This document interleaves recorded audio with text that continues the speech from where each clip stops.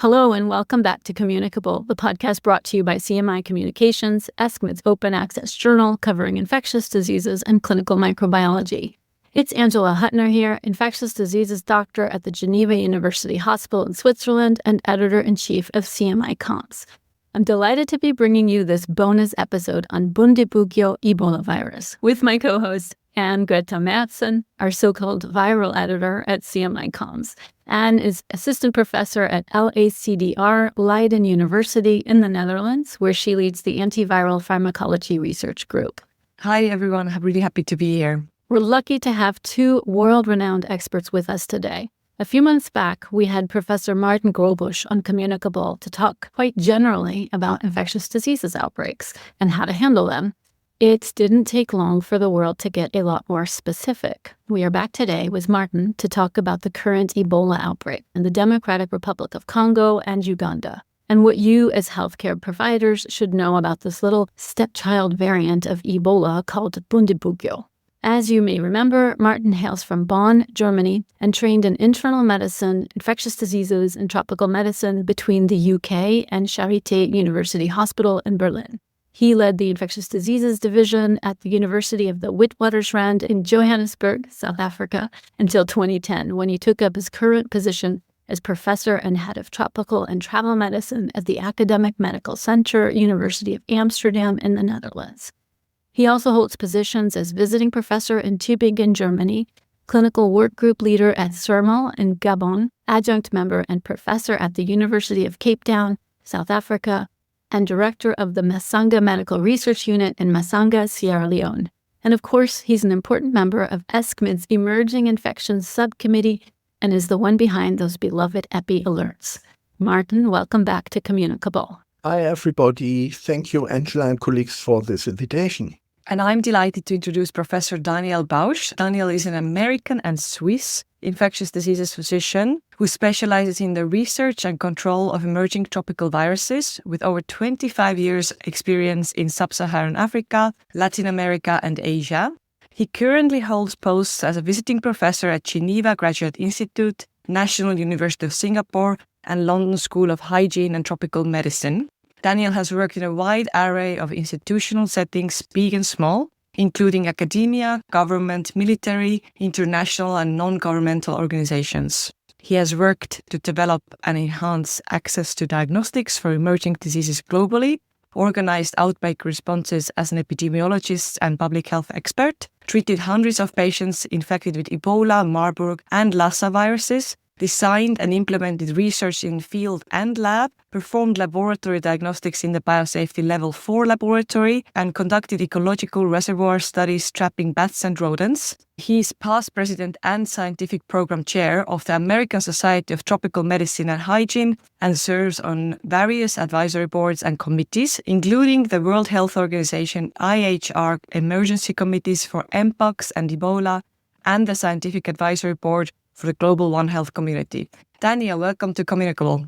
Thank you, Anne. Morning, and Angela, good to be with you. So excited to have this conversation. However, we always start with a get-to-know-you question, and you guys, even if it's a bonus episode, you don't get away without it. Question this time. You are both epidemiologists and physicians with extensive work on the ground in outbreak settings. What was the moment in the field that no textbook or training could have prepared you for? Martin?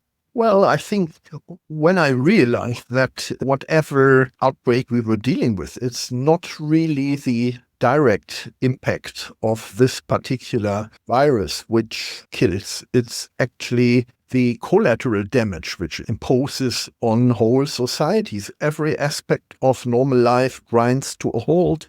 All the other diseases which are endemic to the area, be it malaria, tuberculosis, they don't become less in the case of an outbreak. It's that everything infectious gets on the loose, and women still do have to deliver babies. People fracture their legs in traffic accidents. It's basically the collateral damage which kills during such an outbreak. Daniel? I think for me, it's being in these contexts in the field a lot, what I would frame as kind of the underlying human rights element of this. We tend to think as young people coming out of our training that, okay, the problem is Lassa fever in West Africa or Ebola. And of course, that is a problem. But many of these diseases come in the context of really complex humanitarian emergencies and very difficult situations. Usually that's why we have the outbreak. Why we have the outbreak right now in the Congo and Uganda is really related. We'll talk about it later, of course, of the insecurity and the lack of the human right to health and how that insecurity has really worn down public health systems and allows something like Ebola to take effect. That's the thing that I wasn't really ready to confront as the broader picture, working a lot in West Africa during the wars in Liberia and Sierra Leone, and then a lot of complicated settings in the Congo. So looking at the whole picture and kind of the underlying causes of this that are far beyond a specific virus. So you're both saying something quite similar. The outbreak is one thing, but none of us is really being prepared for everything else, right? Everything outside it, alongside it. I think there's data, Angela, from the large West Africa outbreak that had around 30,000 cases, that there were probably more people who died of malaria during that outbreak than died of Ebola, which isn't to simplify and say, okay, Ebola is not important, but nevertheless, as Martin puts, the other things still go on, and addressing those in the context of these outbreaks is complex. Yeah. So now to this topic, indeed. First of all, listeners should be aware that Martin and other members of the Emerging Infections Subcommittee have created a lovely infographic just published in CMI Communications, summarizing the clinical characteristics of this virus, as well as a companion summary article published in CMI. We'll leave links to both in the show notes, so everything we're going to talk about now can be found in writing there. So Martin, can you start us off with a quick overview?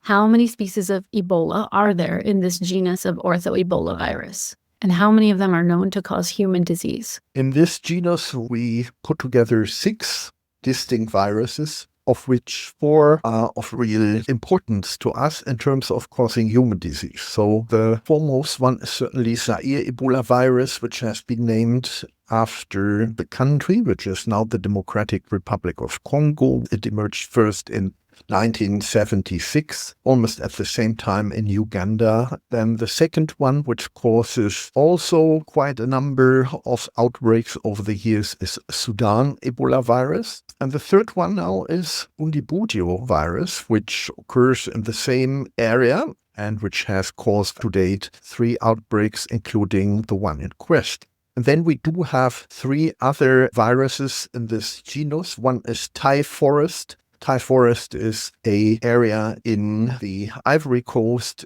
1 human case is known so far, actually, but it's possible that there will be more in the future, but you can see it is nothing as compared to the others. Then there is ebolavirus, a virus which has been isolated from fruit bats in Sierra Leone and adjacent areas, not known having caused human cases up to now.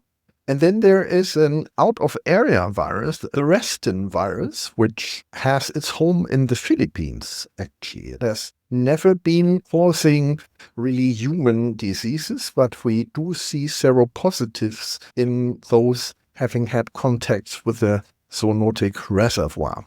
But this is the ortho-ebolavirus genus. We do have more filoviruses. We do have Marburg, which is very close to the Ebola viruses, and then we have even something very exotic, the Cuerva loviovirus, which is a European filovirus found in bats, which has never caused human diseases so far.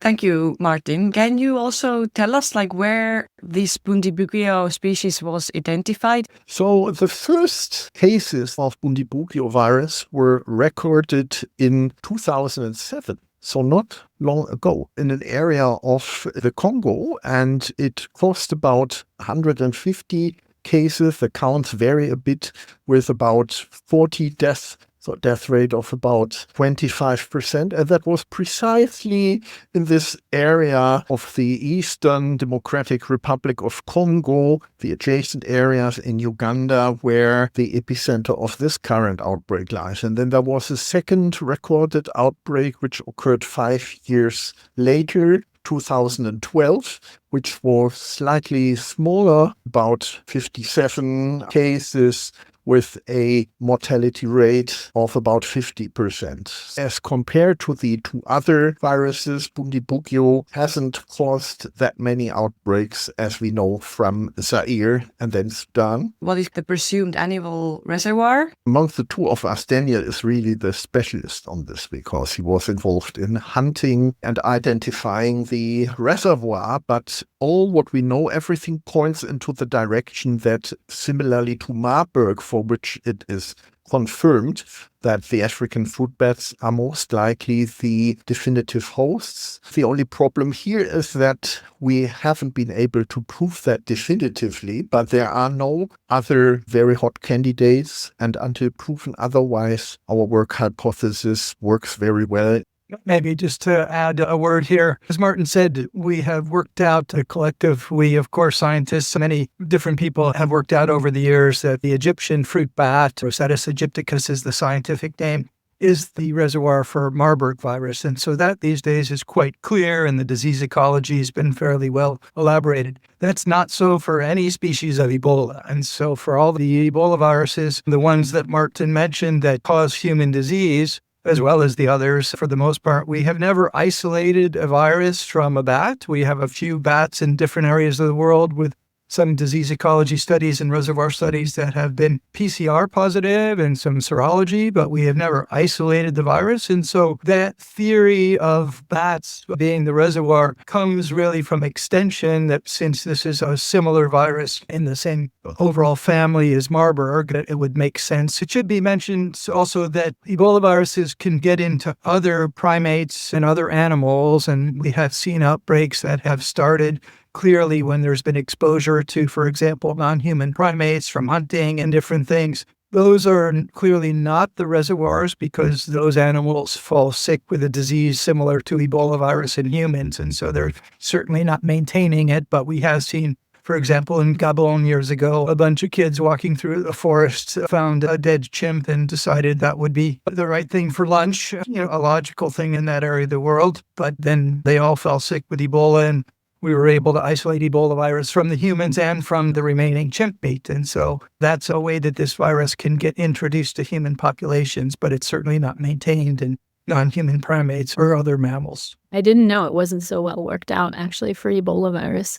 This would be a good moment, I think, to just talk about the current epidemic, where we are with it, how it all started as far as we know. We know that the case count right now seems to be rising very quickly.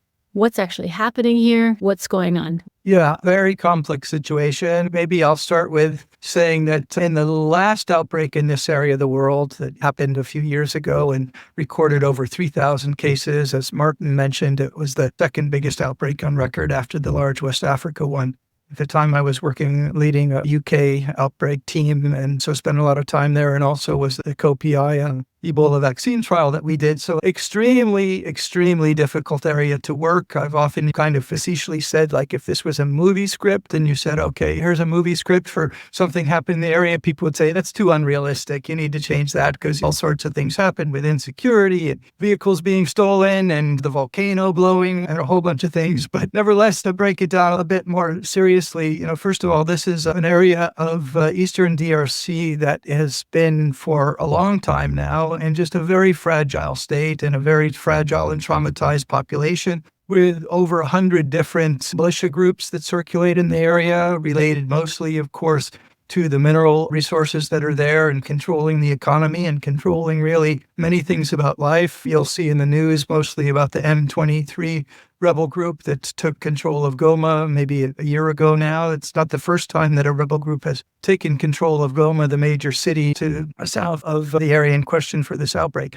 So first of all, you have this incredibly difficult situation where it's not safe necessarily to circulate, but nevertheless, because of the instability, people are forced to circulate quite a bit. And the borders between Democratic Republic of the Congo and Uganda and also neighboring Rwanda and Burundi are quite porous, honestly. And so it's easy to cross borders and lots of reasons for people to do so for social and economic reasons. So it's just an extremely difficult area to operate in. And we know how to face Ebola outbreaks. As Martin said, we've been doing it for 50 years, but it requires the classic measures of implementing good case finding and contact tracing and getting people into isolation and care And that's not an easy thing to do in this setting with many of the logistical elements. And as I say, contact tracing seems like a fairly simple thing, right? To go around and trace all the people who have been potentially exposed. But it's a lot harder to do when there's a lot of people walking around with AK-47s.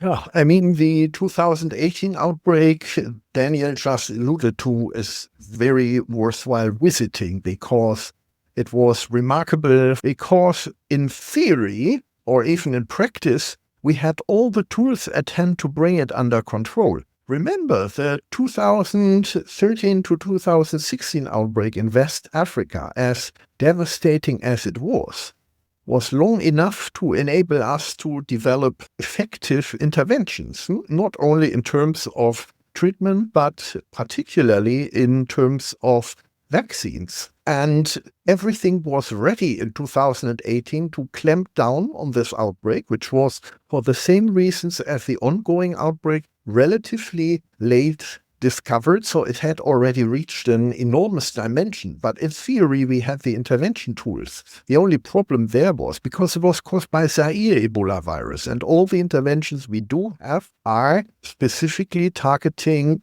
Zaire ebolavirus. Now, the additional tragedy here is that whilst it's precisely in the same area, which comes with all the challenges Daniel mentioned, we are also without working tools, because for every single Ebola virus, we need specific tools, specific vaccines, specific monoclonal antibodies. So we are in almost all aspects back to square one, and we are late. The index case probably occurred end of April. 5 of May was the first signal reaching WHO. It took another week to recognize the dimension of what was already ongoing. And now, by any standards, we are late with very few tools in our hands. Yeah, that's really interesting how you both talk about this outbreak. It's really socioeconomic. Maybe we as researchers or clinicians don't really even imagine all the aspects you have to consider there. Daniel, in virological terms, how does this Bundibugyo differ from Zaire Ebola virus structurally, etc.? On the technical side, this virus is about 30% divergent from Zaire virus in terms of its nucleotide sequence, which is around really the borderline to classify it as a different species.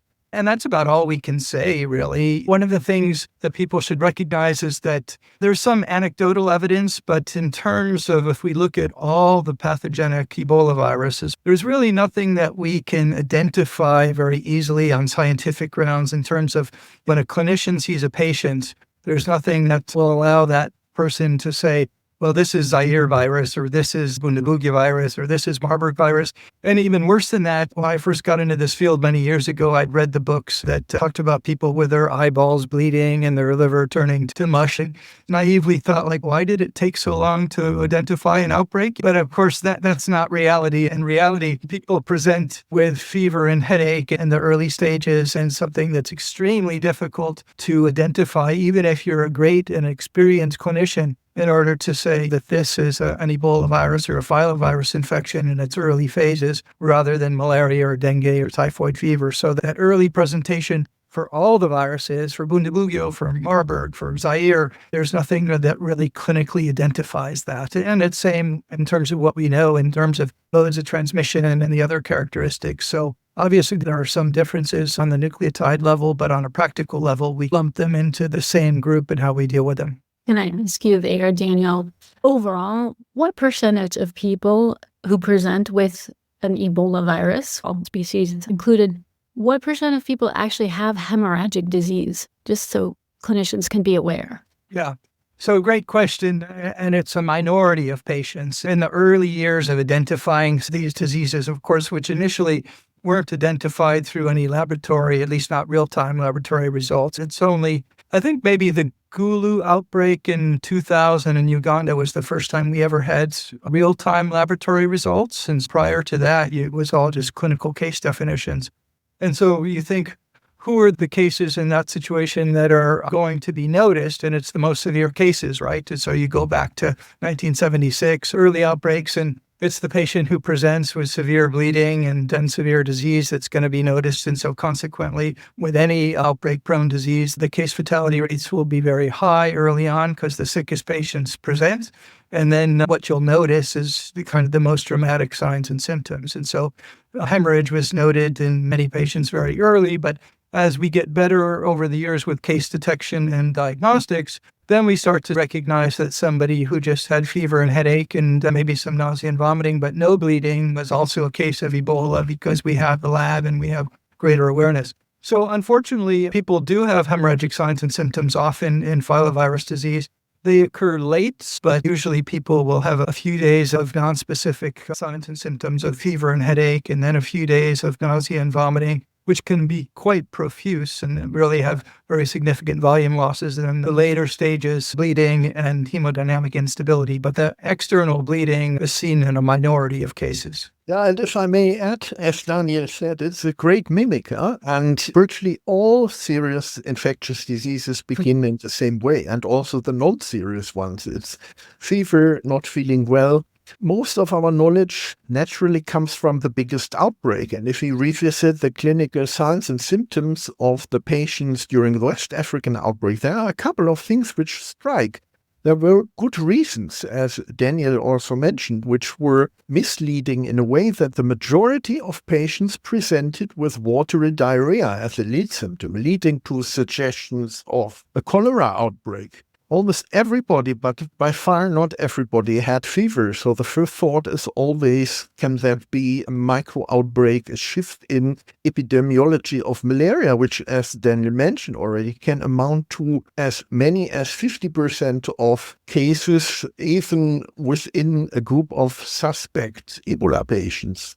Very interesting, and this doesn't seem to be the case with Bundibugyo, but also something which is of big relevance, and where I think we are not entirely honest in discussing it, is that in Ebola in particular, not everybody has fever throughout the course of the disease. And I'm not talking about patients who are afebrile after having received some painkillers or so. It's only 85 to 90% of all Ebola patients which ever have fever. So you have at least 10% of people who are highly viremic, who might infect others, which do not exhibit the most important clinical sign, which we even use as backbone of the preliminary case definition when we try to filter out patients from a community with cases. So it's really complex, and there are many good reasons why at the beginning of an outbreak, even very experienced clinicians might err. This is opening up so many more questions. As we go along, as we get better with our diagnostics, we understand that the clinical picture changes, right? As we are able to identify the disease, case severity lessens. Does that mean, do we know what seroprevalence is for Bundibugyo? Even in the DRC right now, let's start with Zaire ebolavirus, right? What is seroprevalence there? How much of it is actually going around asymptomatically? And if we know anything yet for Bundibugyo, have there been any seroprevalence studies on that? Well, it's always the case that you have a large number of people who are exposed, probably then to lower copy numbers of the virus, who develop seropositivity. So whilst death rates are pretty high amongst Ebola virus cases, the number of asymptomatic cases who never develop a disease is probably outnumbering those who fall ill and either succumb or recover by far. But it's very difficult to come up with these specific figures whilst an outbreak is going on, because there we focus on identifying the true cases.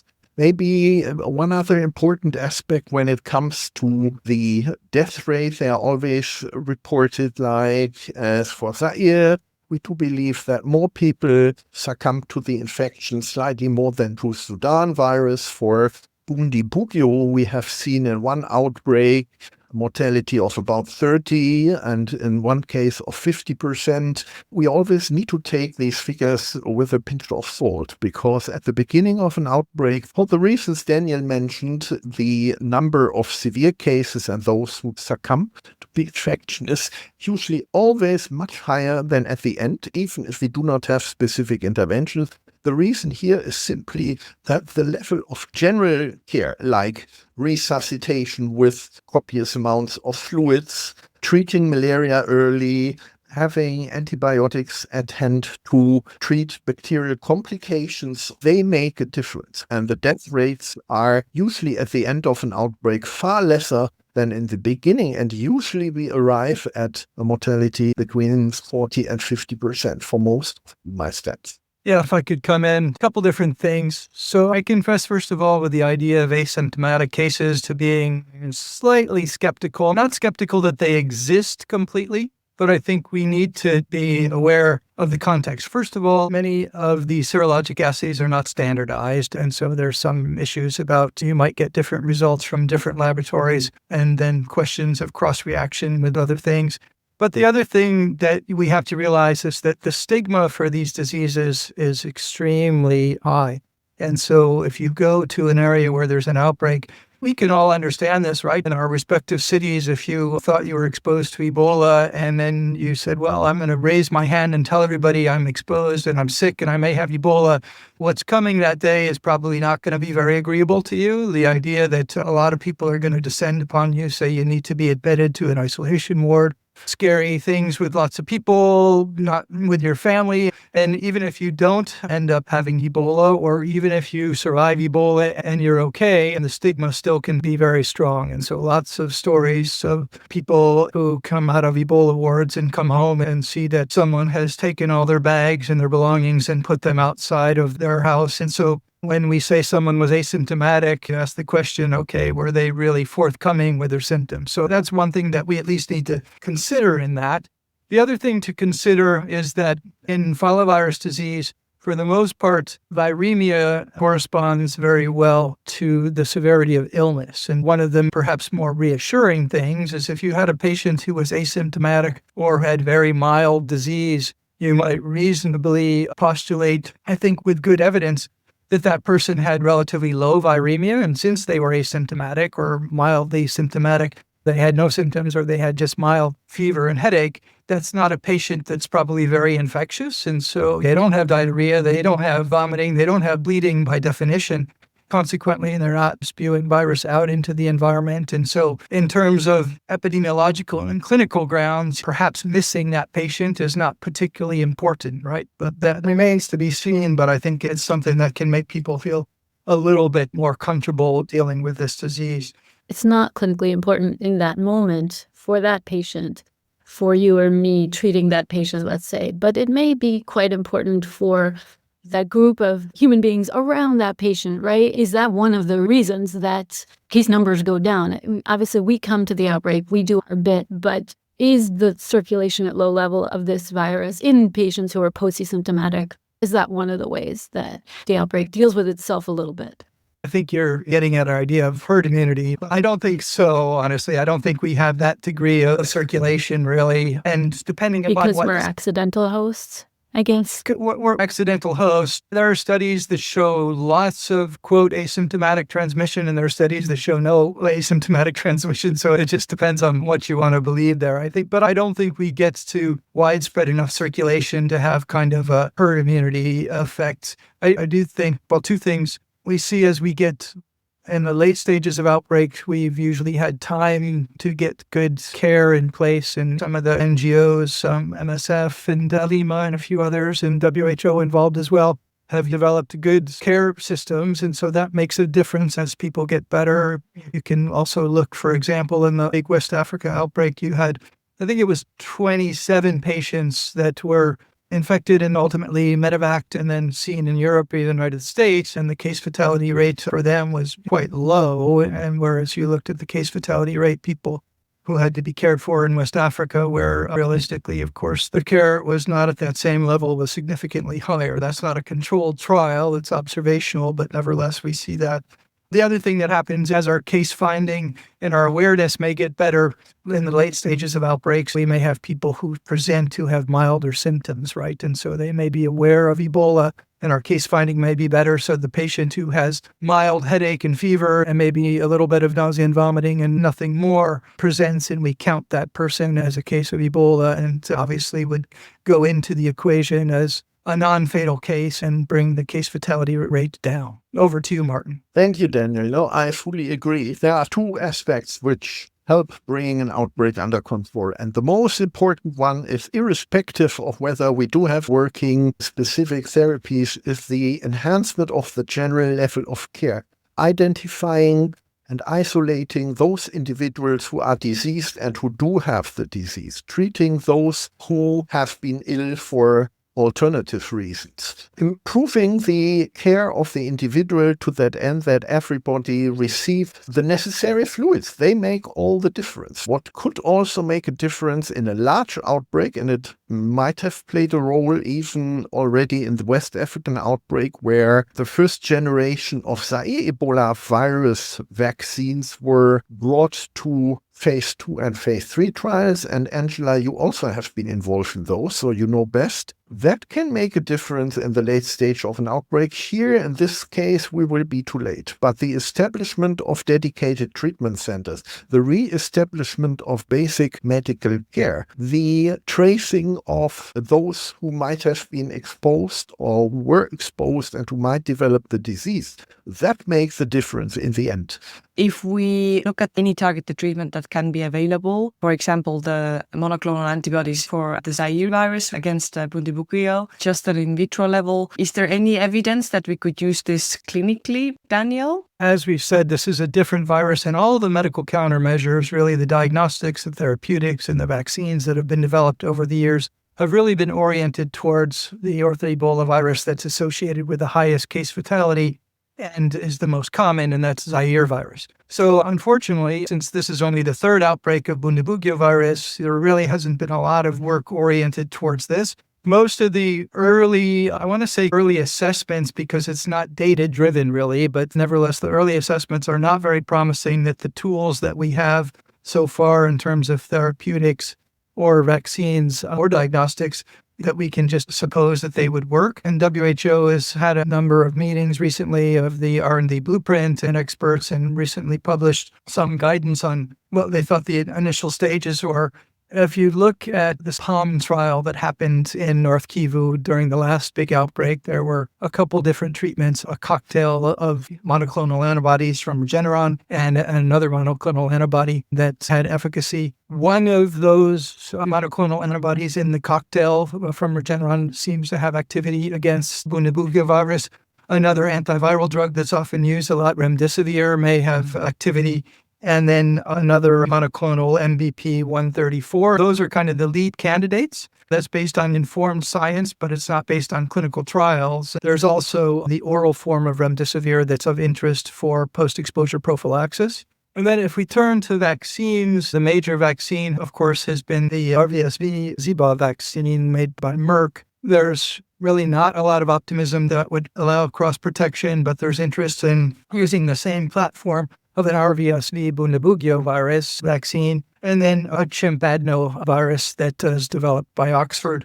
All of those things will take time. If we look at the vaccines, for example, the estimates of producing these vaccines, depending upon which one, and Oxford, I think they say a few months, maybe 2-3 months, they could have some vaccine. Some people are skeptical about that. And then if you look at the RSV, it's really more in the 6 to 9 months. But that's just to have a product to put into clinical trial, right? That's not to have a product that you can say this works. Often in these settings, it is true that we ethically, but logistically try to kill two birds with one stone, I guess we could say, of putting a product into a controlled trial, but that we have reasonable, plausible evidence that we think will also have a positive impact. And we saw that with ring vaccination with the previous vaccines. But I think the reality, especially with vaccines and therapeutics, is that we have to be realistic that we're not going to have those anytime soon. I think Daniel is absolutely right. What will make a difference here is to establish treatment and diagnostic and tracing capacity. There are a couple of developments, Daniel alluded to them. Yes, maybe there is an oral variant of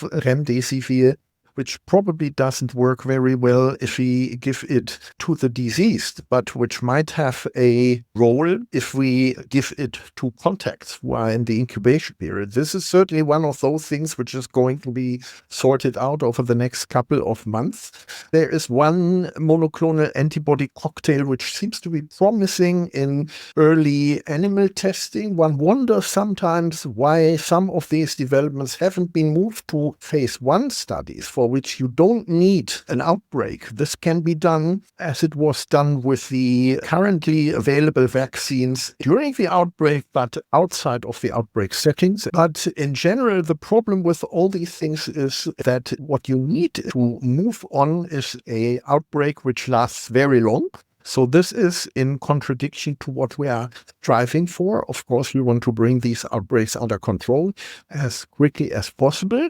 But if not, that might open up chances for clinical trials. But you don't do clinical trials in a chaotic situation. You need to establish a research infrastructure. You need to establish the level of care needed to accompany these clinical trials. So you need more than just a big outbreak to move on.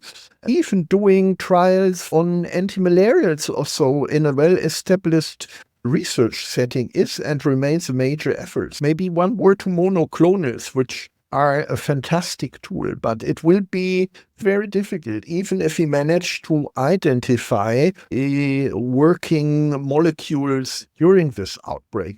The production is extremely tedious, costly, etc. So the key to any outbreak of that sort is really in establishing the clinical care facilities which help patients survive by simple means like providing antimalarials and fluids. I think about this a lot, like in between outbreaks, we have all the data, we have all the knowledge, and then we are actually not utilizing what we could do the preparedness work way better. And of course, the funders are there to perhaps pull some of this. Do you think the focus should be really in trying to get this vaccine and early prevention, direct antiviral, or is it diagnostics or epidemiology? Is it all together? Or What, of course, is the key question, right? First of all, let me back up a little bit. And I guess my realistic answer, I don't wonder why some of these things haven't gone beyond the phase they're at. We have to recognize that medical countermeasures for this and everything else are largely produced from the private sector, and the private sector is not particularly interested in products for diseases that are so rare, and the populations that commonly have those diseases are so poor. And so that's just our reality. I don't mean that as an accusation, but I think we just have to be realistic about that. And even if we look at some of the tools that have been developed for Zaire virus, for example, the RVSE Zebov vaccine that has been successful, that vaccine existed and had very promising data from non-human primates. And if you talk with some of the people who developed that vaccine, colleagues and friends of mine over the years, they were very frustrated because they said, well, we had this vaccine with really good data in non-human primates, and we've taken as far as we can take it. And so now we need usually a pharmaceutical company or other groups to take this up and move it forward. And I find that no one is really interested in that until you get to a certain level of transmission. And within, I think, in addition to many other things, a moral imperative does finally take over. And people say, okay, now this is really so bad that we need to come in, and money is not the major thing. My point of all of that is not that we should say pharmaceutical companies are evil, bad people that we should blame for everything. I just think we need to be realistic about the systems we've created. And even if we say, okay, now Bundibugyo has to be the focus and people will focus on that, and they will. And because this is a high profile disease and it's a dangerous disease, at least in the area where it's spreading, I don't think it's a dangerous disease in terms of causing pandemics or widespread things in high income countries. The good news is that despite all the challenges that Martin mentioned and that I mentioned earlier, of doing clinical research in these settings, we have done it. The PALM trial was done in North Kivu. The RVSV-CBAV trial was done in difficult settings in West Africa and then continued again in North Kivu. And so I have confidence, actually, Well, I would have confidence that these things would move forward. That is impacted again by the cuts in global health funding, seeing people and institutions that were key to some of that work, National Institutes of Health in the United States, CDC, not only from the US, but others as well, that have gone through severe funding deficits. And some of those experts are not so readily available. That's a problem. Nevertheless, we do know how to do this in difficult settings, but it's just going to be a good while before we would have a product to really put into place. And so I think we, as Martin said, we need to have parallel tracks where we're going ahead with some of the research for the medical countermeasures. I skipped over diagnostics, but I want to come back to it because I think if we look at medical countermeasures, where I would say is our number one focus, I think it does need to be in diagnostics, right? Very difficult to gain control if you don't have a way to readily diagnose a case of Ebola. And we talked about how difficult it is to diagnose on clinical grounds as well. All the diagnostics that we have really been based on Zaire, the Democratic Republic of the Congo, and the Institut National de Recherche Biomédicale, or INRB, and Kinshasa and Goma, has done a very good job over the years that are very familiar with Ebola, and they have set up in that area of the world diagnostics that are relatively available, and they're automated, the Gene Expert system that does not require a lot of education as a laboratorian, but they're all oriented towards Zaire virus. What we're forced to do right now is to rely on traditional PCR, and of course, traditional PCR that does require an educated laboratorian, right? That requires a lab and a lot of things to make sure, of course, you don't have contamination and can safely be done. And this is difficult to do because this covers a relatively broad geographic area. And because of the instability and the difficulty of sending samples, we can't rely on a central laboratory approach. We can't think that, okay, everything will be sent to the main laboratory in Bunia or Goma. That would be difficult to do. And the delays, we would miss cycles of transmission. So I think the one area, if you said, okay, we have to prioritize, fortunately, it's not one thing or the other, right? The people who develop diagnostics are generally not the same people who develop vaccines or therapeutics. But I think we start with getting the diagnostics in place and making sure we're confident of the diagnostics. And then operational things on the ground, and I've even questioned whether we need to go back in the early stages of using clinical case definitions and also perhaps prioritizing with our contact tracing and not thinking we need to get every contact every day, which generally, of course, we want to do. But when you have thousands of contacts across a broad geographic area and having the people to do that, to have the awareness and the language skills, they need to be locals. And then just think about they're spread over lots of areas. How many vehicles do you have? How many cell phones do you have? Are you going to find all those people? Or do we only need to find the people who had high-risk exposures, right, that took care of somebody during the most infectious period of that illness when they had nausea, vomiting, and bleeding and things like that? Very difficult to operationalize, no doubt. And so I can understand that there's skepticism about that, but I'm just wondering how many choices we will have in these early stages. What about you, Martin? What do you think? I think Daniel is absolutely right. In the end, looking back at the West African Ebola outbreak experience, we will make a difference from the point where we'll be able to cover the outbreak area with a solid network of treatment centers. Usually, diagnostic facilities will be linked to them. Usually that would be an RT-PCR set up in a sort of a box laboratory. The biggest obstacle here is, I think, the instability of the region. We had seen from the last outbreak in 2018 that very easily lives of healthcare workers can be jeopardized in such a situation. So that will make all the difference. With regard to diagnostics, I'm not that concerned. I'm more concerned that is there sufficient funding, is there sufficient political initiative, and is it safe to establish the treatment center and diagnostic centers needed rapidly to bring this outbreak quickly under control? Once again, it's coming back to the environs of an outbreak. It's not the development of the diagnostic tools that can be done fairly rapidly. It's implementing them in what is essentially a war zone, right? This is a vast expanse of terrain that is under control of multiple military gangs, if I understand correctly.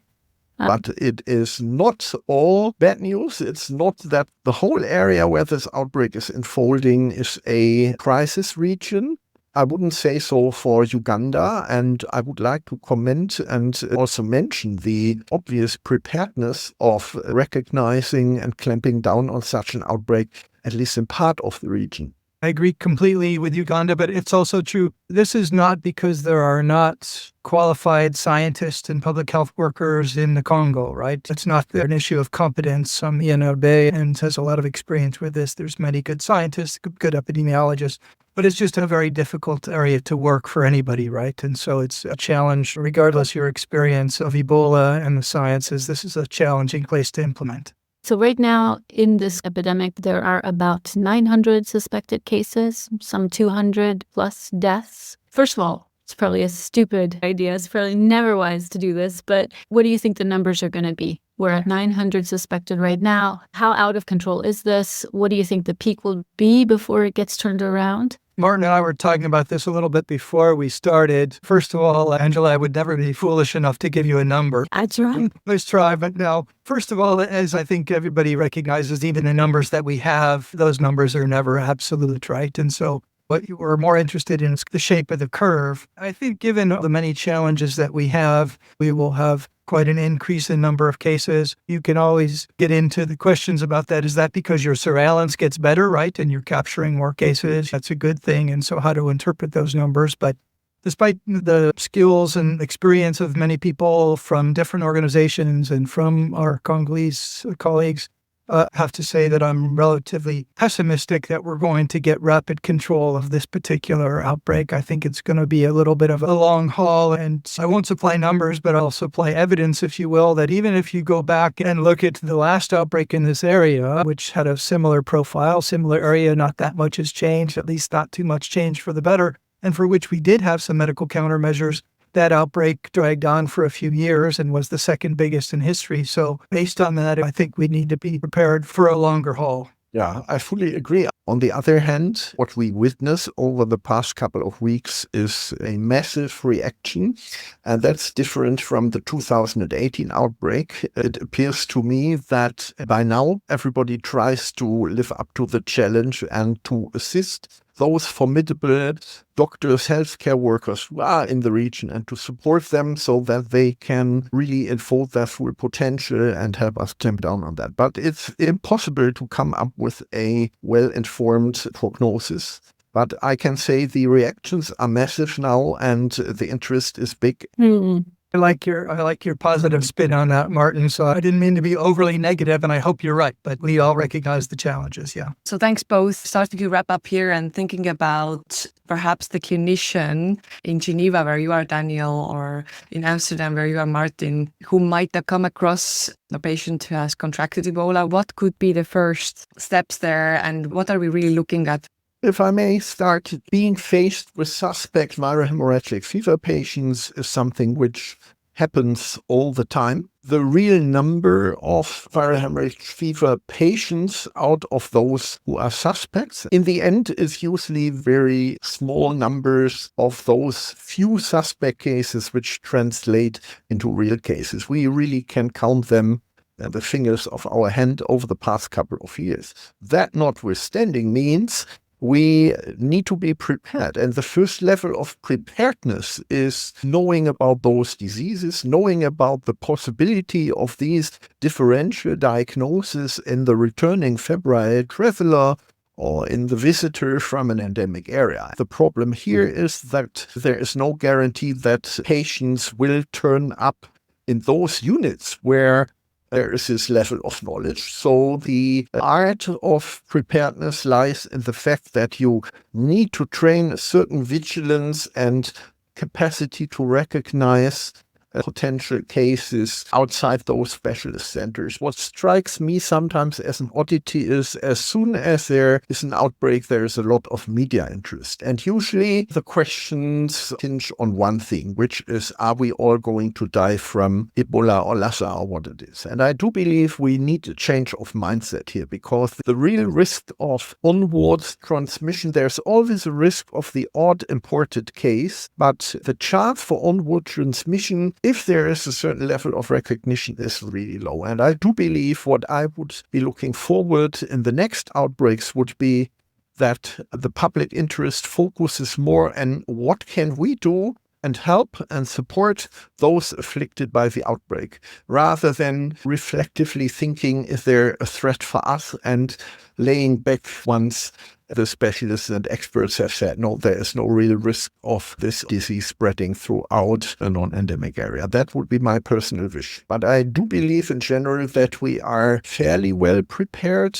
but you can never, these things don't develop as in a textbook. And as I said, it's very unlikely that a patient presents to a specialist unit. The patient will present somewhere in the countryside to a general practitioner who might not experience that many cases. Thanks. Yeah, and I agree with you. And as media is difficult, right? What kind of rings in my ears is that 30-day incubation period, and how much should we track all these people that are traveling? First of all, let's be very clear based on the science. We mentioned the media, and this thing over the years has taken on a life of its own into the media and the popular concept, which is often not very helpful and not very protective, honestly, and just adds to the panic. So for this disease, it's very clear that you're only infectious during your period of illness, right? So unlike COVID, for example, there's no asymptomatic transmission.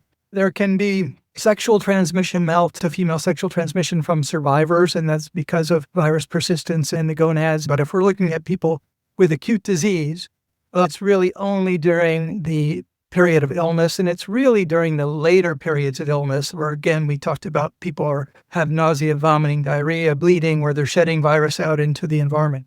So this idea that what if people from the Congo came to the World Cup in North America, the people who are walking around at a football game are not the people who are spreading Ebola virus, even if they were incubating Ebola virus. And so that's one thing that we need to recognize and orient our public health and our clinical measures along those lines.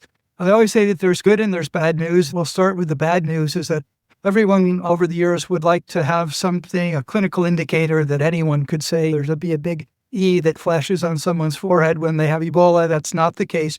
That's the bad news. The good news is that there's lots of evidence that transmission of these viruses is prevented by the things that any clinician should be doing, and that is the standard precautions and contact precautions. When we've had the occasional imported case, and sometimes cases that weren't recognized or suspected, we haven't had big outbreaks or ongoing transmission, is because, of course, we don't have too many hospitals in Geneva or Amsterdam or wherever in the high-income countries where people say we don't have any gloves, or we don't have any clean needles, or a lot of hospitals I've worked in don't have running water, right? And consequently, you can have situations where people are not cared for in the safest way. And if that's the situation in the hospital, you can imagine what the situation is in the community. But that's not the life that we live in high-income countries. And so do we need to be ready for the possibility of a case that comes from the affected area and could introduce a case of Ebola?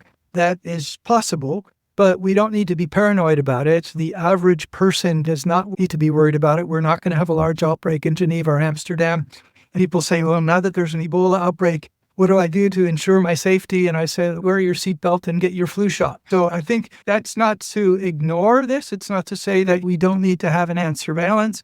I'm not generally in agreement in terms of quarantining people who are asymptomatic despite exposures. I think we need to think about the mental health problems of that. That doesn't mean that there doesn't need to be surveillance of those people, right? But restrictive measures are not very good. And the other thing about those sorts of restrictive measures is that it's a disincentive to communicate, all right? So if you think, I'm going to get stuck somewhere for 21 days, the longest possible incubation period, then you don't really have a big motivation to say, yeah, I might have been exposed. So I think we just need to be realistic. And then lastly, as I mentioned, we're somewhat the victim of this sort of scary disease that we have created, not created in terms of the virus, but the whole sort of stigma about this and image about Ebola. Often this is presented, I'll hear on the news often, there's no transmission from an asymptomatic person, but out of an abundance of caution, the term that I've come to hate.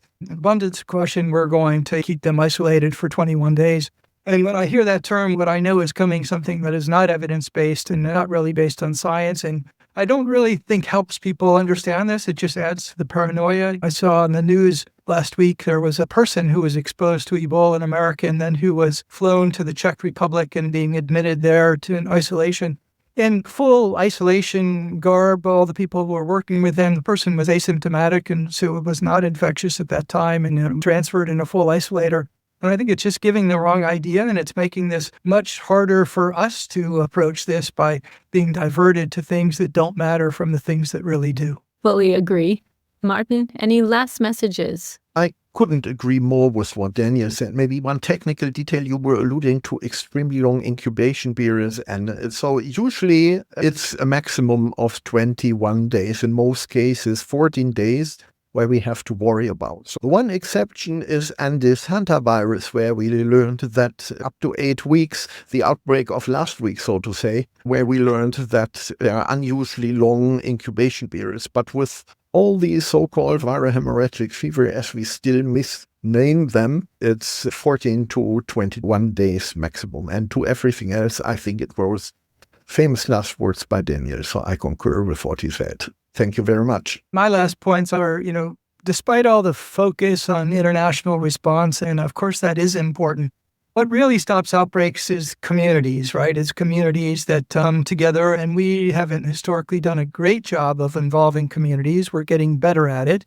These are communities in this area of the world that are traumatized from the situations they've lived in and very suspicious often. And you can imagine when you've lived with lots of different health problems and other problems in your life, and then all of a sudden people come in and say, well, we're worried about this one problem now. You're like, well, where were you? All these other things were happening. And so community response is ultimately, I think, what controls outbreaks. And so we need to work with communities to make that happen. And then I think everybody on this line would agree that despite our concern of, okay, what does this mean for us in high-income countries?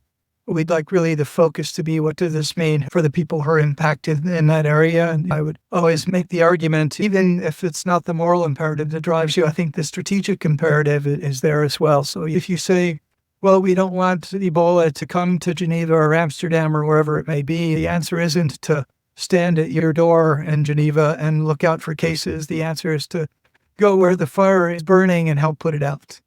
It's beautiful. Yeah. Can't disagree with that, Daniel. Thank you guys so much. Thank you. Yeah, we do need to go where the fire is.